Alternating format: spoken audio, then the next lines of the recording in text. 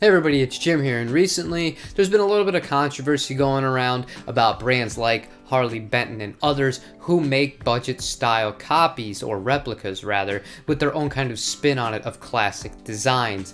And I wanted to talk about one unspoken benefit that sometimes seems to get swept under the rug.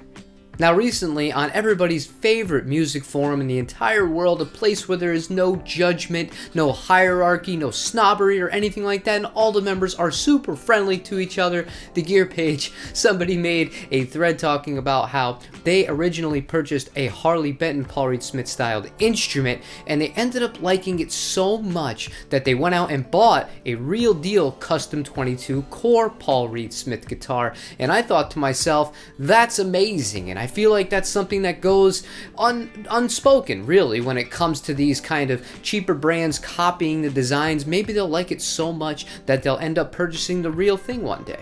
Now, this doesn't apply to all guitars, especially the really popular ones like Strats, Tellys, and Les Pauls, but when you have a kind of harder to find body style of the original variation, like a Mosrite at a reasonable price, and you don't have the opportunity to get to play one, that could be a really expensive gamble. The ones from the 60s are anywhere from $4,000 to $7,000 in my experience of shopping around for them since I've actually purchased this guitar. And well, considering that this thing was about $400 shipped, it actually allowed me to get a feel for whether or not I would like the actual size of the body, if I would vibe with the kind of way that it felt, in a very general kind of sense, because you don't always get the opportunity to be able to test these guitars.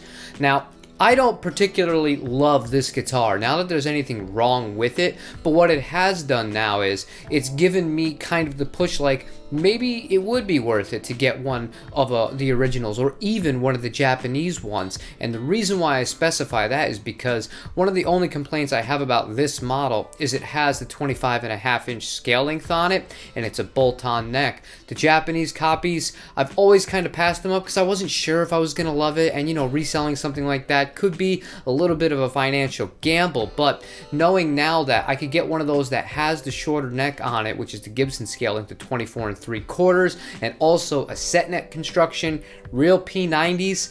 Now I'm all about it. I find myself shopping around for one of those. And the moral of the story here is, if I had not taken the chance on the lower priced Harley Benton equivalent, I might not have taken my money elsewhere. And I know this wasn't the longest video, but it was something that was on my mind, and something that when I saw that thread on the Gear page, I said, you know what, that's a really good counter argument. So I'd like to hear from you in the comments down below. What do you think? Do you think that there is some positive to be seen from that? I mean, at the end of the day, the guy did buy a new Paul Reed Smith custom 22 only because he was able to afford the Harley Benton first and figure out that he liked it. And in my case, I wasn't going to gamble a few $1,000s on a Mosrite official instrument. And because I was able to get this one at such a reasonable cost, now I'm totally all about that style of guitar. So I leave it to you. Let me know in the comments down below. That's all for today, though. Leave a like, comment, subscribe. I love hearing from you guys, and I will see you tomorrow for a different guitar-related video. Take it easy, everybody.